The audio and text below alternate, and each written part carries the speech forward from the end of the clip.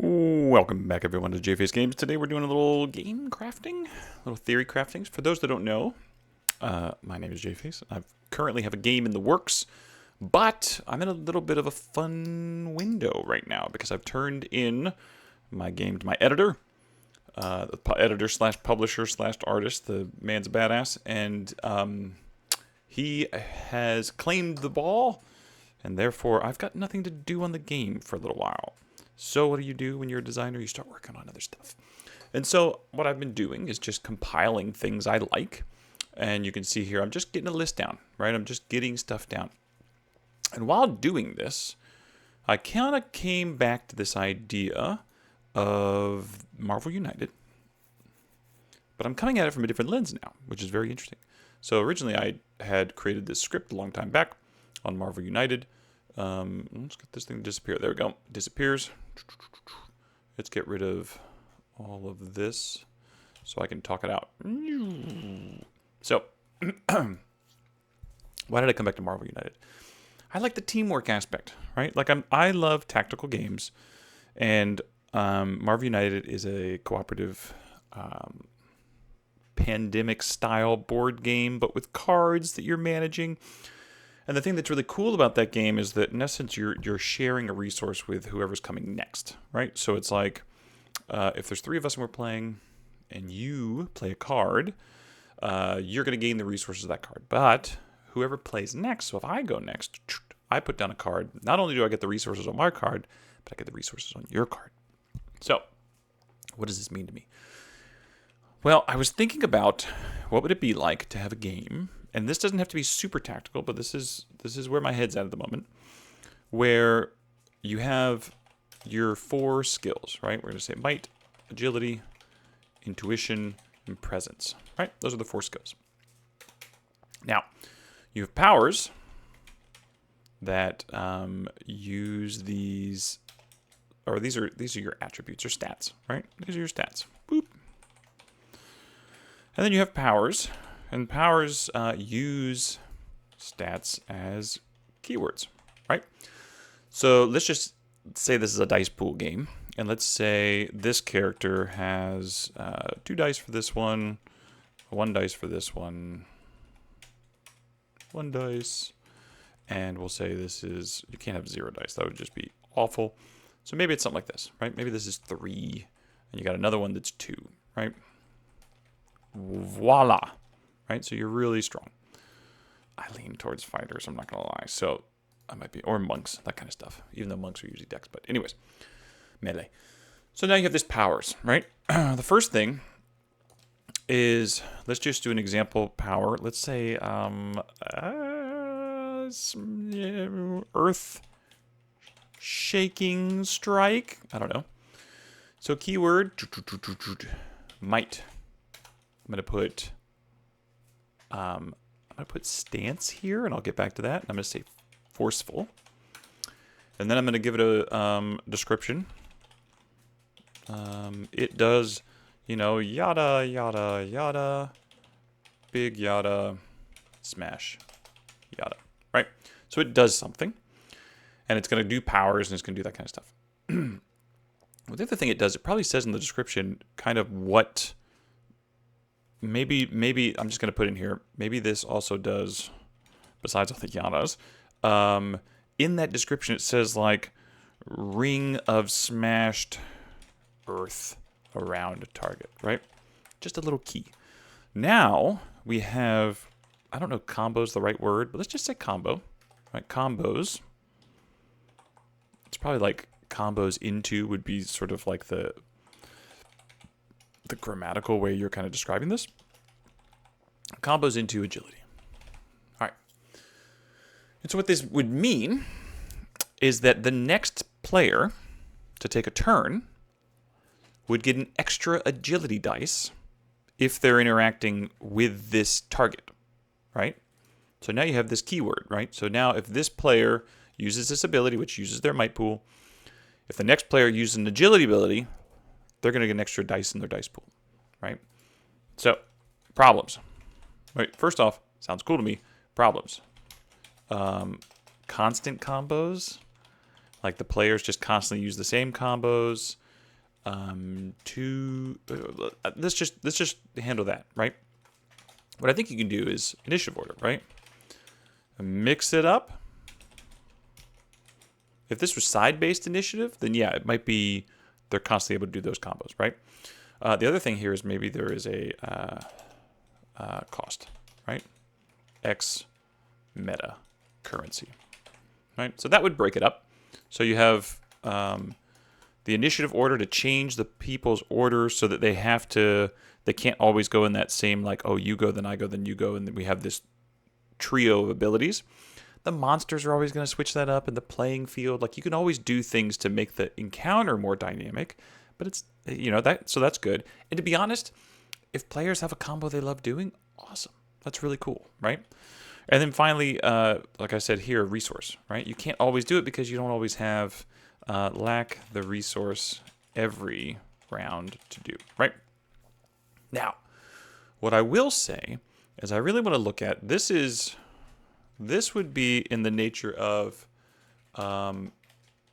let's say, specific power action. I don't like that word phrasing, but ideally what that means is, like, if you think about like D&D features or spells, right? Like, they're kind of designed to do one thing, right? And so now you have a game where you're going to be kind of like, is there a lot of flexibility in that in terms of how the player is narratively acting, right?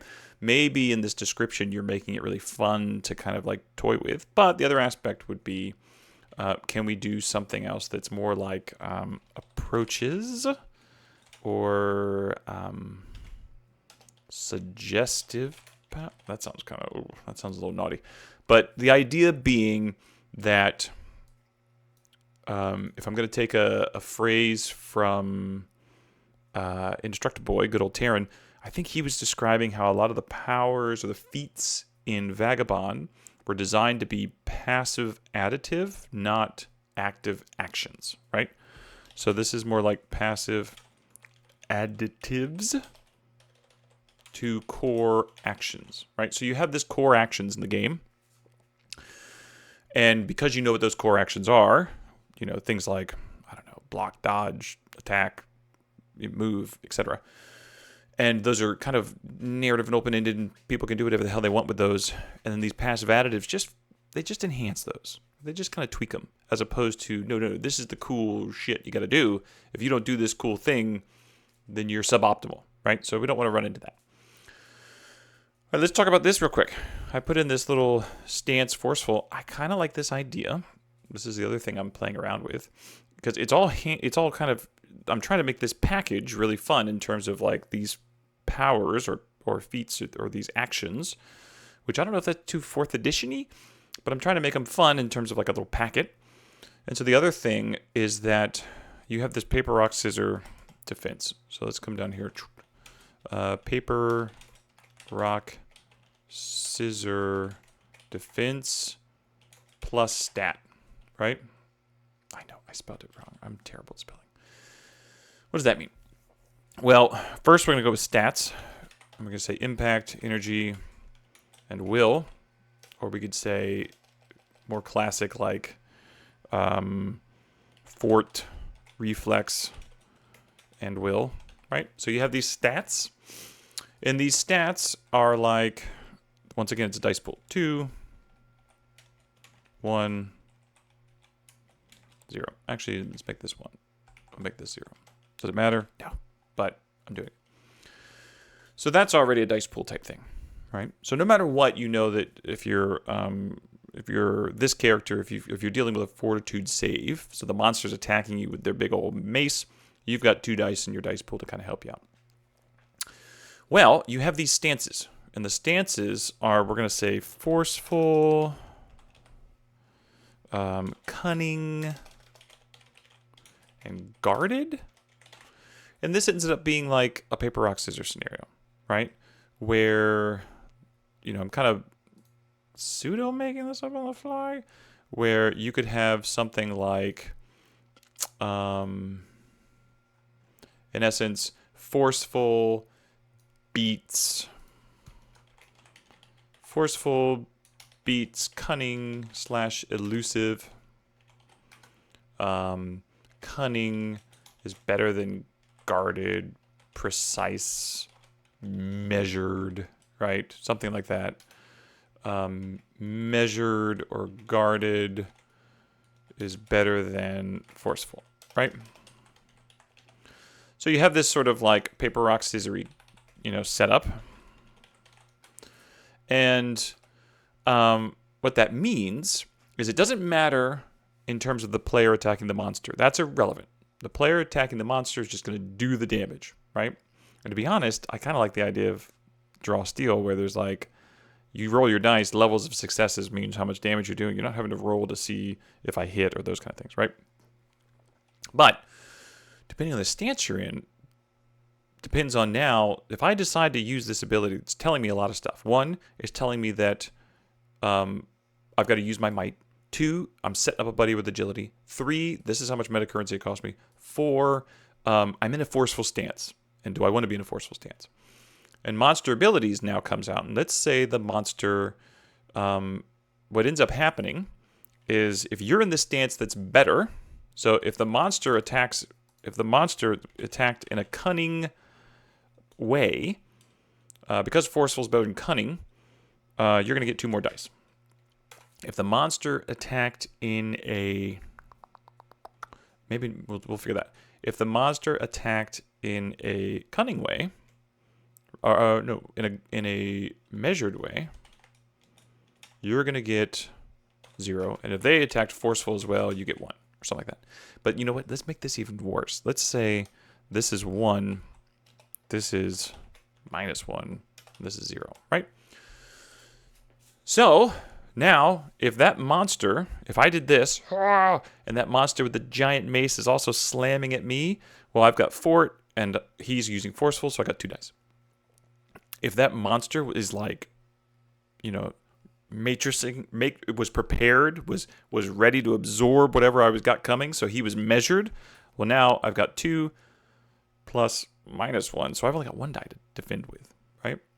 If that monster was all of a sudden using some sort of, I don't know, spell or something that dealt with my reflex and they were measured, holy crap. Now I've only got -1. Now, what does that mean? It's auto fail, I guess, because I don't have any dice. I don't know if that's true. That doesn't feel good, but maybe it does.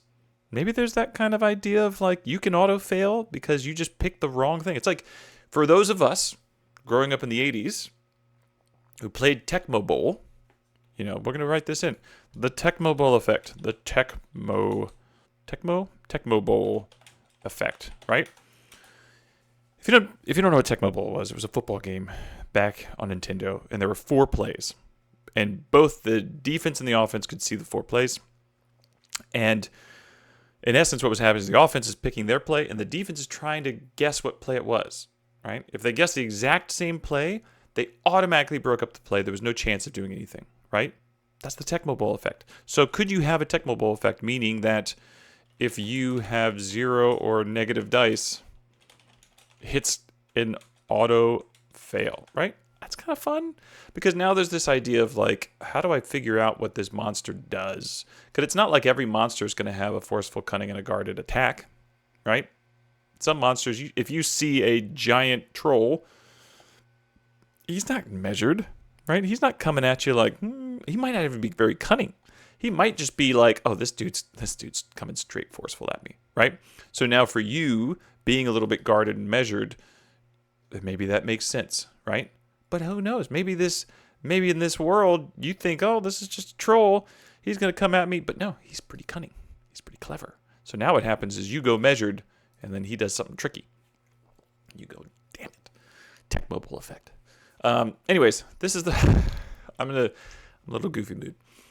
So this is what I'm thinking about. This has nothing to do with health systems. This has nothing to do with anything else. This is just me thinking about powers. And it stems off this idea that I loved this idea of a combo. And I love this little information packet that is a power ability. I'm just going to start now considering what this would look like if it were more of this sort of passive approach, right?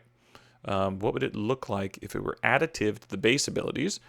But then that comes back to I got to figure out what the base actions might be in a system like this. All right, that's 15 minutes. My time is up. I got stuff to do. You got stuff to do. You don't want to watch me for hours.